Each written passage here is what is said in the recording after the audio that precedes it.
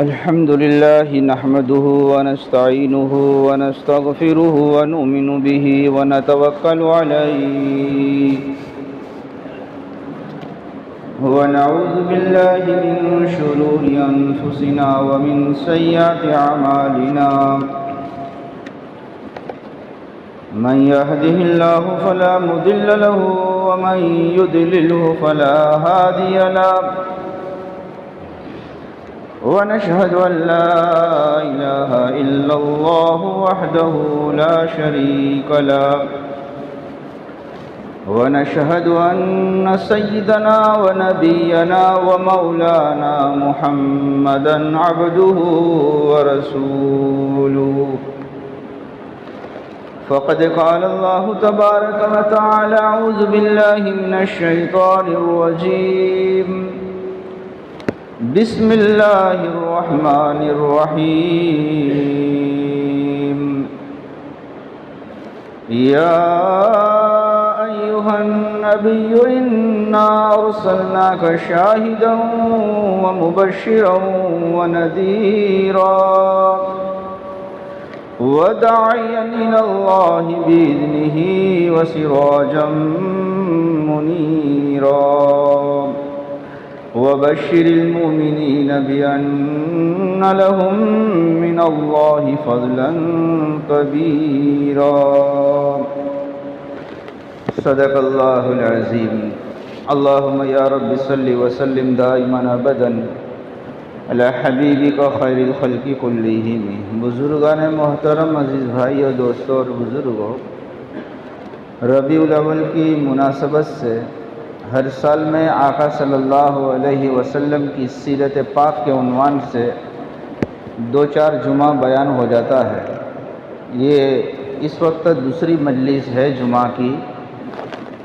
گزشتہ جمعہ بھی ہمارے آقا صلی اللہ علیہ وسلم کے پاکیزہ حلیے کے متعلق، جسم اطہر کے متعلق، ہمارے آقا صلی اللہ علیہ وسلم کے حسن و جمال کی کچھ کیفیت کو حدیث پاک کے حوالے سے میں نے آپ کے سامنے پیش کیا تھا، اور جو صحابہ اکرام نے اشعار میں اور زبانی ہمارے نبی کے سر سے لے کر پاؤں تک جو حلیہ بیان فرمایا کہ آقا صلی اللہ علیہ وسلم کیسے تھے، چند روایتوں کو گزشتہ جمعہ ہم نے سنا ہے۔ اس جمعہ کو بھی 2-3 روایتیں آپ کے سامنے پیش کر کے تبرک حاصل کر رہا ہوں۔ حضرت عائشہ رضی اللہ تعالی عنہ کی روایت ہے، فرماتی ہے لم یکن رسول اللہ صلی اللہ علیہ وسلم فاحشا ولا متفاحشا ولا سخابا فی الاسواق ولا يجزي بالسيئة السيئة ولكن يعفو ويصفح۔ حضرت عائشہ رضی اللہ تعالیٰ عنہ فرماتی ہے کہ آقا صلی اللہ علیہ وسلم نہ تو طبعی طور پر، عادت اور فطری طور پر فحش گوئی کرنے والے نہیں تھے۔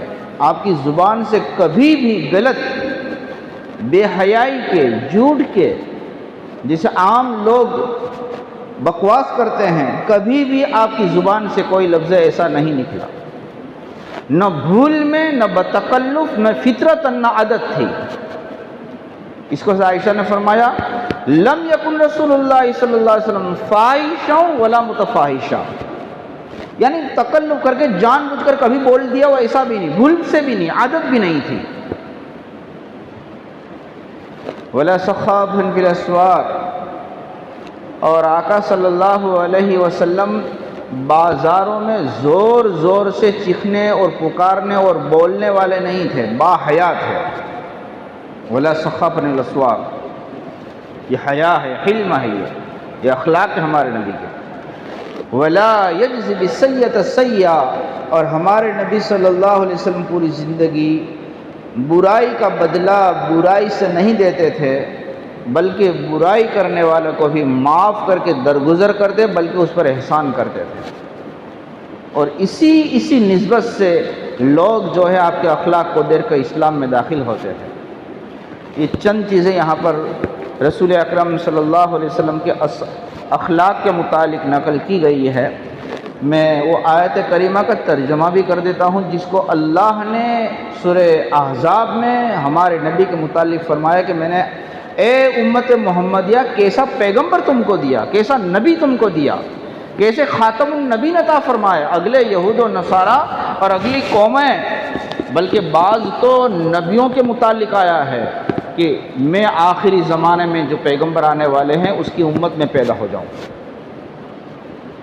اور ہمیں کوئی قدر نہیں ہے سنتوں کی اتباع کرنے کی، آپ کے اخلاق کو سیکھنے کی، آپ کی سیرت اور صورت کو سننے کی، آپ کی باتوں کے تذکرے کو سن کر کے اپنی زندگی میں اتارنے کی۔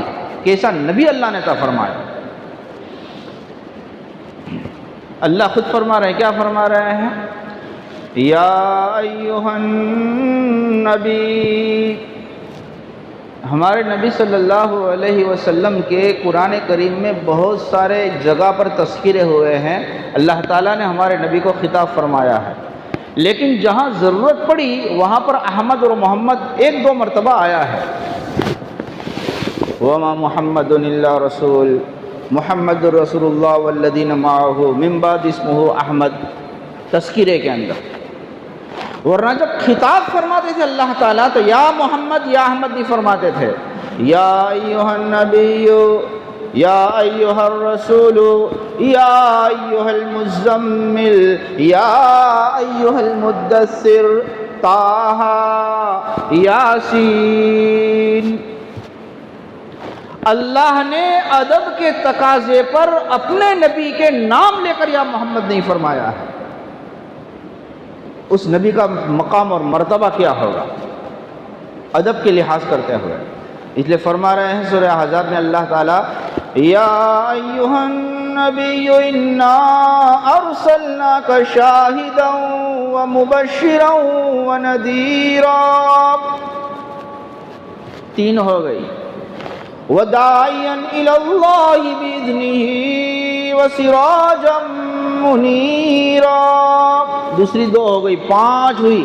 پانچ صفتوں کو لے کر کے، اوصاف حمیدہ کو لے کر نبی ہم نے آپ کو مبعوث فرمایا ہے، نبی بنایا ہے اس امت کے لیے۔ شاہد ہے، شاہد گواہی دینے والے، چھوٹی بڑی تمام چیزوں کے اللہ کے نبی دنیا میں بھی گواہی دی اور آخرت میں بھی گواہی دیں گے، کوئی ڈھکی چھپی چیز نہیں ہے۔ نمبر دو، مبشرا و نذیرا، بشارت دینے والا بنا کر بھیجا ہے اور ڈرانے والا۔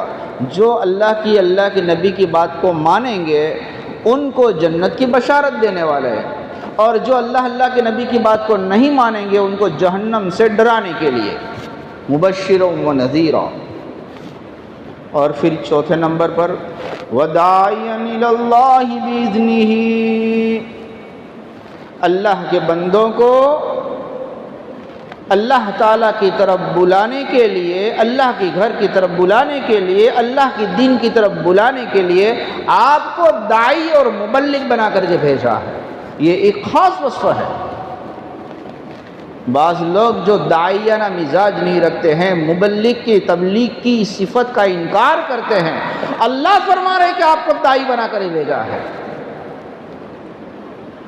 لیکن دو باتیں ساتھ میں نقل فرما دی اللہ تعالیٰ نے، اس لیے کہ دعوت کا اور امت کو سنبھالنے کا کام بڑا نازک ہے۔ داعین الی اللہ، دعوت دے، اپنی پارٹی کی طرف نہ دے، اپنی جماعت کی طرف نہ دے، اپنی طرف نہ دے، اللہ کے بندوں کو اللہ کے لیے اللہ کی طرف جوڑے، اپنی طرف نہ جوڑے، اپنا تعارف نہ کراوے میری جماعت میں، یہ دوسروں کو گرانے کے لیے۔ جس دن یہ آ گیا اس دن کے اندر ستیہ ناش ہو جائے گا۔ جڑے کہ نہ جڑے، پہچانے کہ نہ پہچانے کہنے والا کون ہے؟ وَدَاعِيًا إِلَى اللَّهِ، اللہ کی طرف اللہ کے بندوں کو جوڑے۔ بڑی عجیب چیز اللہ نے، اس سے پہلے شاہد میں کچھ نہیں کہا، اس کے بعد میں نذیر میں کچھ نہیں کہا، اس کے بعد مبشر میں کچھ نہیں کہا۔ جب داعیہ کا لفظ آیا تو دونوں چیزیں فرمائی کہ ایسا ہونا چاہیے۔ داعیہ اللہ بِإِذْنِهِ، اپنی منمانی کرتے دعوت نہ دے، نہج نبی پر دعوت دے، اللہ کی اجازت سے، اللہ کے حکم سے اور اللہ کے نبی کے طریقے پر دعوت دے، اپنی گھر کی نہ چلاوے۔ داعیہ اللہ بِإِذْنِهِ وَسِرَاجًا مُنِيرًا، چمکتا چاند نبی جی آپ کو فرمایا ہے۔ میں نے گزشتہ جمعہ کو آپ کے چمکتے چاند ہونے اور آپ کی خوبصورتی پر چند حدیثوں کو پیش کیا تھا۔ محدثین نے ہمارے نبی صلی اللہ علیہ وسلم کے حلیے کو یہ ترجمہ میں نے کر دیا۔ اب اللہ کے نبی صلی اللہ علیہ وسلم کا قد مبارک، جسم مبارک، حلیہ مبارک کیسا تھا، میں ایک روایت آپ کو پیش کر رہا ہوں۔ یہ حضرت ہبی ہند بنت حالہ رضی اللہ تعالیٰ عنہ کی روایت ہے، حضرت علی کے واسطے سے نقل کی گئی ہے۔ لم یکن رسول اللہ صلی اللہ علیہ وسلم بالطویل الممغط ولا بالقصر المتردد، ہمارے نبی صلی اللہ علیہ وسلم نہ بہت زیادہ لمبے قد کے تھے اور نہ بہت ٹھنگنے اور پستہ قد کے تھے۔ ربط من القوم، قوم کے اندر لوگوں میں سب سے معتدل تھے، میانہ رو، مقتصد تھے۔ ربط من القوم، لم یکن بالجعد القطیط ولا بالسبط، راوی صحابی حضرت علی اس الفاظ میں اللہ کے نبی صلی اللہ علیہ وسلم کے زلف گیسو بال مبارک کا تذکرہ فرماتے ہیں۔ ہمارے نبی صلی اللہ علیہ وسلم کے بال مبارک بالکل سیدھے بھی نہیں تھے عورتوں کی طرح، اور نہ بالکل اسپرنگ کی طرح پیچ دار تھے جیسے حبشی بادشاہوں کی طرح ہوتے ہیں اسپرنگ کی طرح، بلکہ اوپر سے جہاں مانگ نکالتے ہیں وہاں سے کان تک تو سیدھے تھے، پھر اس کے بعد میں جہاں پر امامے سے باہر نکلتے تھے کان سے وہاں پر کچھ لچک لیے ہوئے تھے، پیچ دار تھے۔ ایک عجیب سی آپ کی زلفوں کے اندر سے ایک نزاکت ٹپکتی تھی۔ اس کو فرمایا لم یکن بالمتہم ولا المقلثم، اللہ کے نبی صلی اللہ علیہ وسلم کا چہرہ انور بہت خوبصورت تھا، نہ بہت بڑا سر تھا اور نہ بہت ہی چھوٹا، منہ مبارک اعتدال کے ساتھ کے اندر کشادہ تھا۔ وکان فی وجہ تدویر، گولائی تھی ہمارے نبی صلی اللہ علیہ وسلم کے چہرے میں چاند کی طرح۔ ابیض مشرف، راوی بیان فرماتے ہیں ہمارے نبی صلی اللہ علیہ وسلم سفید کی طرح خوبصورت نہیں تھے جو چونے کی طرح ہو، بلکہ ایسے حسین کے جس میں جمال ہو، جمال، حسن الگ ہے، جمال ہونا الگ ہے۔ تو ہمارے نبی صلی اللہ علیہ وسلم خوبصورت کے اندر حسن کے ساتھ جمیل ہونے کی صفت کو لیے ہوئے تھے، جس کو ملاحت بولتے ہیں، جو آنکھوں کو بھا جاوے۔ خالی جیسے کوڑ کی بیماری ہوتی ہے، چونا ہوتا ہے سفید، ایسے سفید نہیں تھے، ملاحت لے۔ ابیض مشرف، اور شاعر کہا ہے نا، حسن یوسف دم عیسیٰ ید بیضا داری، آنچ خوبا ہما دارن تو تنہا داری۔ اد اجل عینین، ہمارے نبی صلی اللہ علیہ وسلم کی آنکھوں کا گزشتہ جمعہ بھی تذکرہ کیا تھا، پلکیں دراز تھی، آنکھیں جو حصہ سیاہ تھا وہ کالا تھا، اس کے علاوہ سفید تھا۔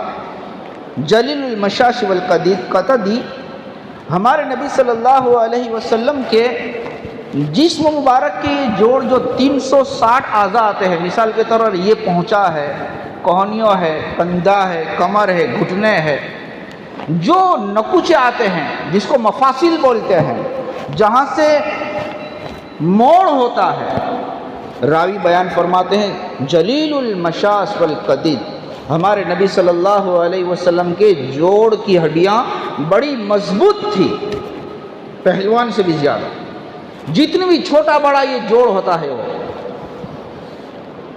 قدرتی اللہ تبارک و تعالیٰ نے مضبوطی عطا فرمائی تھی۔ اور کندھا بعید ما بین المنکبتین، دونوں کندھوں کے درمیان میں عام انسانوں کے مقابلے میں فاصلہ دراز تھا، جو قوت اور شجاعت اور بہادری کی علامت ہے۔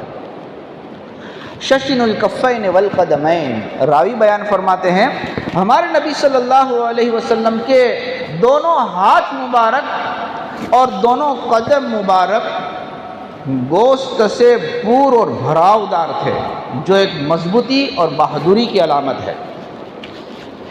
اذا مشى تقلع کانما ینحت من صبب، ہمارے نبی صلی اللہ علیہ وسلم جب چلتے تھے تو ایسا لگتا تھا گویا کہ کوئی اونچی جگہ سے نیچے کو ڈھلان کو نصیب کے اندر بدن کو کنٹرول کر کے چل رہے ہیں۔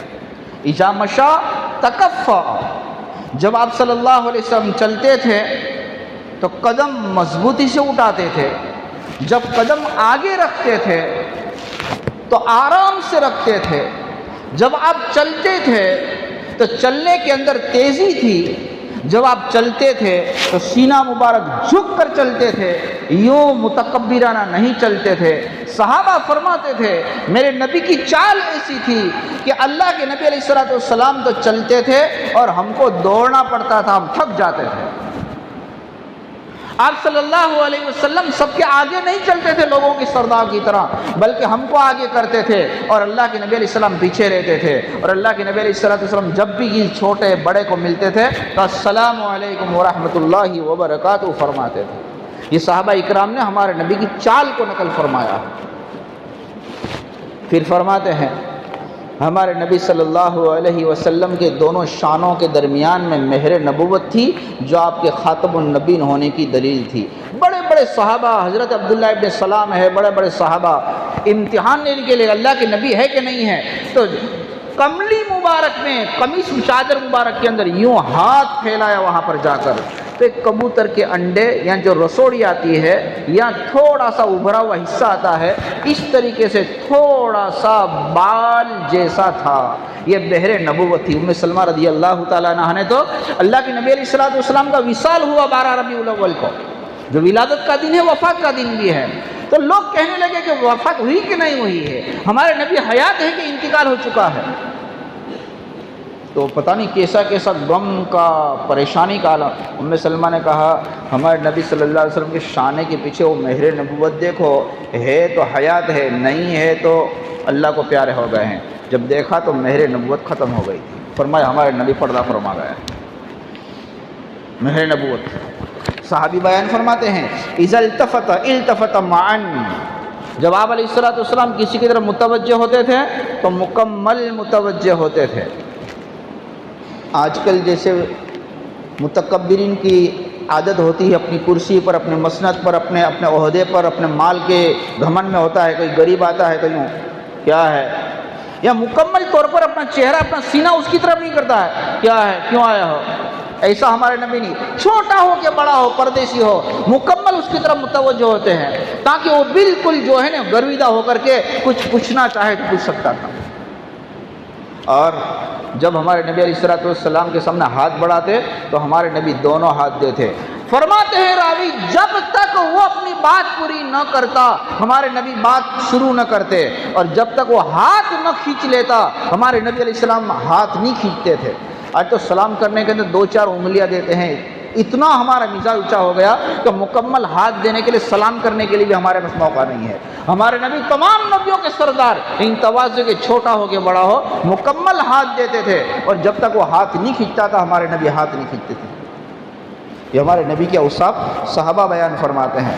پھر عجیب فرمایا اجود الناس صدرا اصدق الناس لہجہ والینہم عریقا واقرہم عشیرا، ہمارے نبی صلی اللہ علیہ وسلم سب سے زیادہ سخی دل تھے، ہمارے نبی صلی اللہ علیہ وسلم سب سے زیادہ سچی زبان والے تھے، ہمارے نبی صلی اللہ علیہ وسلم سب سے زیادہ شریفانہ اور نرم طبیعت والے تھے، ہمارے نبی صلی اللہ علیہ وسلم سب سے زیادہ شریف اور پاکیزہ خاندان والے تھے۔ انا نبی کریم ابن کریم ابن کریم، من رآ بدیہتن ہا بہو، جو اچانک آپ کے چہرے کو دیکھ لیتا تو مروب ہو جاتا، لیکن جب آپ کے اخلاق کو، آپ کی کریم اور شفقت کو دیکھ کر جب آپ کے پاس رہنا شروع کرتا تو آپ کا غلام بن کر آپ کا گرویدہ ہو جاتا تھا۔ یقول نائتہ، ہر ایک آدمی دیس پردیس کا مسافر، امیر غریب جو بھی ہو، ہر ایک آدمی جب آپ کے چہرے پر پہلی نظر پڑتی اور آپ کے اخلاق کو دیتا، یوں فرماتا لم ار قبلہ ولا بعدہ صلی اللہ علیہ وسلم، ایسا چہرہ، ایسا اخلاق والا، ایسا پاکیزہ انسان نہ اس سے پہلے میں نے کبھی دیکھا ہے، نہ اس کے بعد کبھی دیکھا ہے۔ یا ربی پھر اس کے بعد میں صحابہ اکرام بالکل بلا تکلف جو ہے نا درود شریف پڑھتے، صلی اللہ علی محمد صلی اللہ علیہ وسلم الف الف مرہ بعدد کل ذرہ، دل سے نکل جاتا صلی اللہ علیہ وسلم، جیسے آپ کے چہرے کو دیکھتے ہیں۔ اللہ تعالیٰ ایسے پیارے نبی کے ہمیں جو ہے یہ حضرت مفتی احمد صاحب خانپوری جو ہمارے گجرات کے ہیں، عشاء کے بعد پورے سال ہمارے نبی صلی اللہ علیہ وسلم کی سیرت کو بیان فرماتے ہیں، اور اسی مواعظ کو پوری کی پوری جو ہے نا کتاب مکمل ہوئی ہے۔ ایسی مجالس جہاں دوسری چیزیں ہوتی ہے، ہمارے نبی کی سیرت کو کم سے کم 2 مہینہ لگاتار ایک مجلس میں سنیں تو پوری زندگی ہمارے سامنے آ سکتی ہے کہ ہمارے نبی علیہ السلام کی جلوت اور خلوت کیسی تھی۔ اللہ تعالیٰ جو کچھ ان 2 جمعہ میں ہوا ہے، اللہ تعالیٰ ان کو سن کر اس کی قدر کرنے کی توفیق نصیب فرماوے۔ وآخر دعوانا الحمد للہ رب العالمین، جزا اللہ عنا محمدا صلی اللہ علیہ وسلم بما هو اہلہ۔ بیت المال کی طرف سے اعلان ہے، جمعیت علماء ہند کے ممبر سازی کے سلسلے میں حضرت مولانا محمود صاحب مدنی کی جو جمعیت ہے تو ان کی باڈی کے اگلے سال مکمل ہو گئے ہیں، آئندہ سال نئی ممبر سازی اس کا کام شروع ہوا ہے، تو پورے گجرات کے اندر، پورے ضلع میں، یہاں مانگرول میں بھی شروع ہے، ہر مسجد میں اعلان ہوا ہے، لہذا جہاں جہاں ذمہ دار آپ کے پاس پہنچیں گے تو ہر بالغ مرد و عورت جو 10 روپے ان کی فی ہوتی ہے، اپنی ممبر سازی کے اندر نام لکھا کر کے جمعیت کے تعاون فرما کر کے جمعیت کی قوت کو مضبوط فرمانے کی اپیل کی جا رہی ہے۔